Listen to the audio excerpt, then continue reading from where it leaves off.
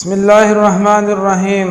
السلام علیکم ناظرین۔ ایک بڑے شیخ کو اپنا ایک مرغہ بہت پیارا تھا۔ اچانک ایک دن وہ چوری ہو گیا۔ اس نے اپنے نوکر چکر بگائے، پورا قبیلہ چھان مارا مگر مرغہ نہیں ملا۔ ملازموں نے کہا کہ مرغے کو کوئی جانور کھا گیا ہے۔ بڑے شیخ نے مرغے کے پر اور کھال ڈھونڈنے کا حکم دیا۔ ملازم حیران ہو کر ڈھونڈنے نکل پڑے مگر بے سود۔ شیخ نے ایک اونٹ ذبح کیا اور پورے قبیلے کے عمائدین کی دعوت کر ڈالی۔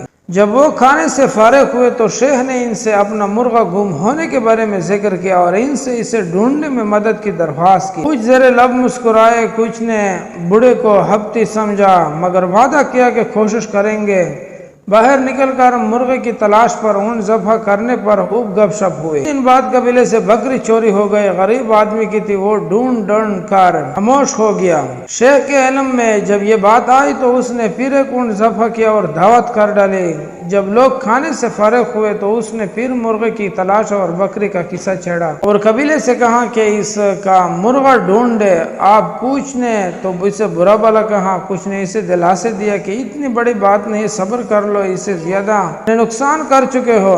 3 دن ہی گزرے تھے کہ ایک اور شیخ کا اونٹ رات کو اس کے گھر کے سامنے سے چوری ہو گیا۔ شیخ نے اپنے ملازمین کو خوب برا بھلا کہا اور خاموش ہو گیا۔ ایک اونٹ اس کے لیے کوئی مالی اوقات نہیں رکھتا تھا۔ بڑے شیخ کو جب علم ہوا تو اس نے پھر ایک اونٹ ذبح کیا اور قبیلے کی دعوت کر دی۔ سب کھانے سے جب فارغ ہوئے تو اس نے سرسری اونٹ گم ہونے کا ذکر کر لیا۔ اپنے مرغے کو یاد کیا، قبیلے سے التجا کی کہ اس کا مرغہ ڈھونڈ دے۔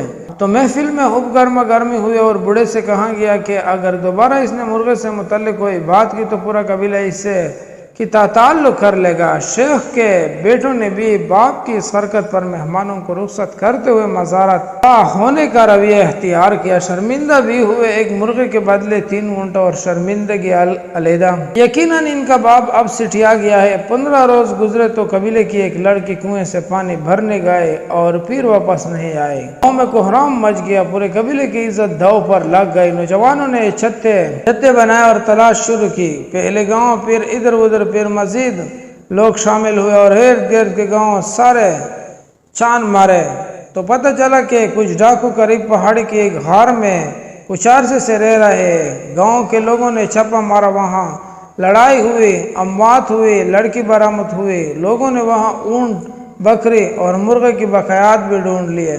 تب انہیں احساس ہوا کہ بڑا شیخ کسی طوفان کے آنے کا اندیہ دے رہا تھا۔ اگر گاؤں کے لوگ مرغے پر ہی متحد ہو جاتے تو ابر تک بات نہ پہنچے۔ اگر آج اس ملک خداداد کے عوام اپنے آباء و اجداد اور پرکوں کی قربانی کو احاطہ احساس میں رکھتے اور بھول کی افق کو پار نہ کرتے تو یہ حالات کبھی پیدا نہ ہوتے۔ ملک میں غربت جنم نہ لیتی، بے روزگاری سے نہ آ جاتی اور نہ اس کی حدود کو چھو لیتی، نہ لاقانونیت کا وجود ہوتا تھا، ایمانداری اور غیر ذمہ داری کا کلا کما ہو جاتا۔ سب دوستوں سے گزارش ہے اپنے ملک کے ساتھ جس بھی پیشے سے آپ منسلک ہے پورے خلوص کے ساتھ اختیار کر لیا کرو۔